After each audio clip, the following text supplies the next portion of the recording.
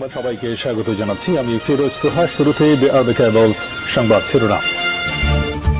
বাংলাদেশের সর্বশেষ গুরুত্বপূর্ণ আপডেট সংবাদে আপনাকে স্বাগত। শুরুতেই সংবাদ শিরোনাম, পরে বিস্তারিত।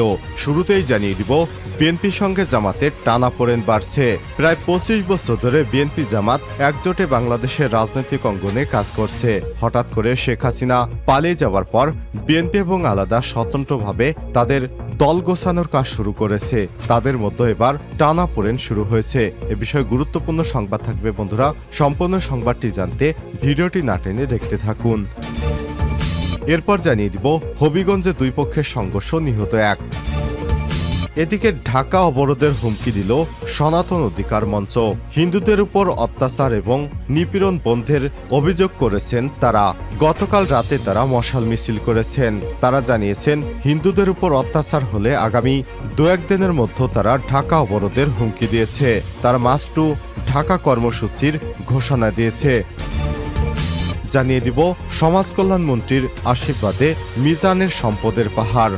দুর্নীতির অনুসন্ধান, সাবেক সমাজ কল্যাণ মন্ত্রীর আশীর্বাদে একজনের সম্পদের পাহাড় গড়ার খবর পেয়েছে দুর্নীতি দমন কমিশন দুদক। এবারে জানাবো, অরাজকতায় ঢুকছে স্বাস্থ্য খাত। রাজনৈতিক অস্থিরতায় স্বাস্থ্য প্রশাসনে অচল অবস্থা। এবং সর্বশেষ জানিয়ে দিব, চরমোনাই পীরকে প্রধানমন্ত্রী হিসেবে দেখতে চায় ইসলামী আন্দোলন বাংলাদেশ। ইসলামী আন্দোলন বাংলাদেশের প্রধান শায়েখ চরমোনাই পীরকেই তারা প্রধানমন্ত্রী হিসেবে দেখতে চায়, এমনটাই জানিয়েছে ইসলামী আন্দোলনের সাধারণ নেতাকর্মীরা। প্রিয় দর্শক, এতক্ষণ শুনছিলেন সংবাদ শিরোনাম, এবারে বিস্তারিত।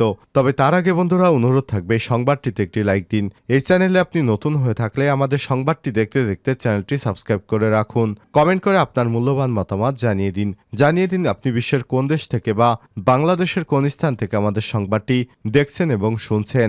এবারে বিস্তারিত। বিএনপির সঙ্গে জামাতের টানাপোড়েন বাড়ছে। বিএনপি ও জামাতে ইসলামীর মধ্যে প্রায় ২৫ বছরের মিত্রতা। ছাত্র জনতার অভ্যুত্থানে শেখ হাসিনা সরকারের পতনের পর সেই মিত্রতার সম্পর্কে টানাপোড়েন তৈরি হয়েছে।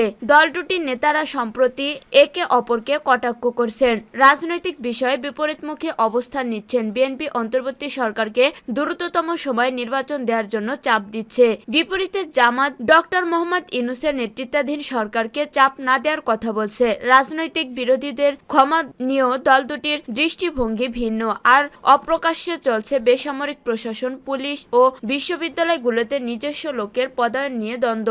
বিশ্ববিদ্যালয় ও কলেজগুলোতে অবস্থান সুসংহত করা নিয়ে ছাত্রদলের সঙ্গে ইসলামী ছাত্র শিবিরের বিরোধও অনেকটা প্রকাশ্যে। বিএনপির ধারণা, অন্তর্বর্তী সরকারের কাছ থেকে বেশি সমর্থন পাচ্ছে জামাত। অবশ্য দুদলের কয়েকজন নেতা মনে করেন, মাঠে আওয়ামী লীগ না থাকায় গণতন্ত্রের সাথে বিএনপি ও জামাতের মধ্যে প্রতিযোগিতা থাকা জরুরি। নয়তো জাতীয় পার্টি যেভাবে আওয়ামী লীগের গৃহপালিত বিরোধী দল পরিণত হয়েছিল, সেই অবস্থার উদ্ভব হতে পারে। আওয়ামী লীগকে ঠেকাতে ১৯৯৯ সালে জামাতের সঙ্গে জোট বাঁধে বিএনপি। ২০০১ সালে জোটবদ্ধ নির্বাচন করে সরকার গঠন করে। সম্পর্কে উত্থান পতন হলেও জোট ভাঙেনি। ২০১০ সালে ৭১-এর মানবতা বিরোধী অপরাধের অভিযোগে জামাত নেতাদের বিচার শুরু হলে দলটিকে ছাড়ার জন্য বিএনপির ঘরে বাইরে চাপে পড়ে। তবে বিএনপির শীর্ষ নেতৃত্বের অবস্থানের কারণে জোট ভাঙেনি। আবার মতবিরোধী অপরাধের বিচার ইস্যুতে জামাতের পাশেও দাঁড়ায়নি। ২০১৩ থেকে ২০১৫ সাল পর্যন্ত তৎকালীন সরকারের বিরুদ্ধে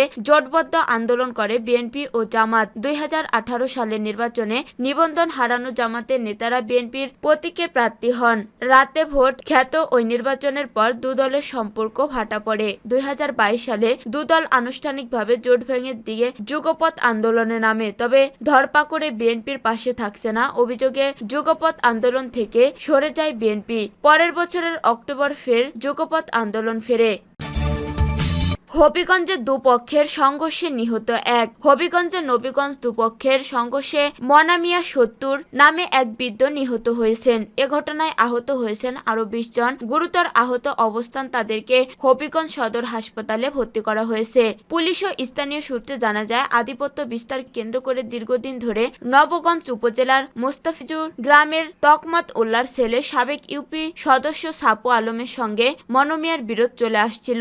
এরই জের ধরে শুক্রবার 6 আগস্ট দুপুরে সাপু আলম ও মনমিয়ার লোকজন দেশীয় অস্ত্রশস্ত্র নিয়ে সংঘর্ষে জড়িয়ে পড়ে। সংঘর্ষে প্রতিপক্ষের ফিকলের এক ধরনের দেশীয় অস্ত্র আঘাতে বৃদ্ধ মনমিয়া নিহত হন। এ সময় অন্তত 20 জন আহত হন। আহতদের সিলেট ওসমানী মেডিকেল কলেজ হাসপাতাল ও হবিগঞ্জ সদর হাসপাতালে ভর্তি করা হয়েছে। খবর পেয়ে নবীগঞ্জ থানা পুলিশ ঘটনাস্থল পরিদর্শন করেন। নবীগঞ্জ থানার ওসি মাসুক আলী নিহতের সত্যতা নিশ্চিত করে জানান, আধিপত্য বিস্তারকে কেন্দ্র করে দুপক্ষের মধ্যে দীর্ঘদিন ধরে বিরোধ চলে আসছিল।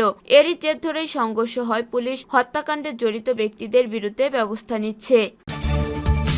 ঢাকা অবরোধের হুমকি সনাতন অধিকার মঞ্চের। হিন্দু সম্প্রদায়ের উপর হামলা বন্ধ ও জড়িতদের বিচার দাবিতে ঢাকায় মশাল মিছিল করেছে সনাতন অধিকার মঞ্চ। শুক্রবার সন্ধ্যায় কেন্দ্রীয় শহীদ মিনার থেকে জাতীয় প্রেস ক্লাব পর্যন্ত এ কর্মসূচি করেন সংগঠনের নেতাকর্মীরা। মিছিল শুরুর আগে জাতীয় সঙ্গীত পরিবেশন করা হয়। এরপর সেখানে সমাবেশে সনাতন অধিকার মঞ্চের নেতারা হুঁশিয়ারি দেন, দাবি মানা না হলে আগামী 5 অক্টোবর লং মার্চ করে ঢাকা অবরোধ করবেন তারা। বাংলাদেশ হিন্দু পরিষদের সাধারণ সম্পাদক সুমন রায় বলেন, পূর্ব ঘোষিত 8 দফা বাস্তবায়ন ও সনাতন সম্প্রদায়ের উপর অত্যাচার নির্যাতন বন্ধ না হলে 5 অক্টোবর সারা দেশ থেকে সনাতনী মানুষ ঢাকায় এসে রাজপথ অবরোধ করবে। ভক্ত সংঘ সোসাইটির সাধারণ সম্পাদক অনিল পাল বলেন, উপদেষ্টারা দাবি মানার প্রতিশ্রুতি দিলেও একটিও পূরণ হয়নি। দেশের কোথাও হিন্দুরা শান্তিতে বসবাস করতে পারছে না। সনাতন অধিকার মঞ্চের উপদেষ্টা অধ্যাপক অশোক তরুর সভাপতিত্বে সমাবেশে বক্তৃতা করেন বাংলাদেশ হিন্দু পরিষদের মুখপাত্র সাজন কুমার মিশ্র, ভক্ত সংঘের সভাপতি শান্তি রঞ্জন মণ্ডল, মোহন সরকার প্রমুখ। সনাতন সম্প্রদায় 8 দাবির মধ্যে রয়েছে সরকার পতনের পর থেকে সংখ্যালঘুদের উপর হামলার ঘটনার বিচার, দ্রুত বিচার ট্রাইব্যুনাল করা, সাম্প্রদায়িক সহিংসতা ক্ষতিগ্রস্তদের ক্ষতিপূরণ ও পুনর্বাসনের ব্যবস্থা, সংখ্যালঘু সুরক্ষা আইন প্রণয়ন, সংখ্যালঘু বিষয়ক মন্ত্রণালয় গঠন, দেবত্রার সম্পত্তি পুনরুদ্ধার ও সংরক্ষণ আইন প্রণয়ন, দুর্গাপূজায় 5 দিনের ছুটি ইত্যাদি। সমাজ কল্যাণ মন্ত্রীর আশীর্বাদে মিজানের সম্পদের পাহাড়। মিজানুর রহমান মিজান লালমনিরহাটের আদিতমারি উপজেলা মহিষকোচা ইউনিয়নের বাসিন্দা। বাবা নজরুল ইসলাম ছিলেন সামান্য কাঠ ব্যবসায়ী। সাবেক সমাজ কল্যাণ মন্ত্রী নুরুজ্জামান আহমেদের সরকারি একান্ত সচিব এপিএস হওয়ার পর মিজান যেন পেয়ে গেছেন আলাউদ্দিনের চেরাগ। 9 বছর ধরে সমাজ কল্যাণ মন্ত্রণালয়কে বানিয়ে নিয়েছিলেন দুর্নীতির আখড়া। ঘুষ বাণিজ্য মিজান কামিয়েছে কয়েকশো কোটি টাকা। তিস্তা পাহাড়ে তার রয়েছে অবৈধ বালু মহাল, রয়েছে নামে বেনামে ব্যাংক ব্যালেন্স। এলাকার শত শত একর জমি রয়েছে তার। বিদেশেও পাচার করেছেন বিপুল অঙ্কের টাকা। যুক্তরাষ্ট্রে স্ত্রীর নামে কিনেছেন বিলাসবহুল ফ্ল্যাট। লালমনিরহাটের কাকিনার বাণীনগরের শ্বশুরের নামেও গড়েছেন বিপুল সম্পদ। গত 5 আগস্ট ক্ষমতার পট পরিবর্তনের পর দেশ ছেড়ে পালিয়েছেন মিজান। স্ত্রী সন্তান নিয়ে বর্তমানে অবস্থান করেছেন যুক্তরাষ্ট্রে। এলাকাবাসীর সঙ্গে কথা বলে জানা গেছে, মিজানের স্ত্রী তমা এলাকার ফার্স্ট লেডি হিসেবে পরিচিত ছিলেন। নিজের গাড়িতে মাদক পাচারের অভিযোগে রয়েছে তমার বিরুদ্ধে। একবার বিপুল পরিমাণ মাদক সহ ডিবির পুলিশ গাড়িটিকে আটকে করলে উপরের নির্দেশে মামলা থেকে রেহাই পান তমা। পুলিশের একজন কর্মকর্তা জানিয়েছে, এপিএস মিজানের শ্যালক মূলত এলাকার মাদক ব্যবসা নিয়ন্ত্রণ করত।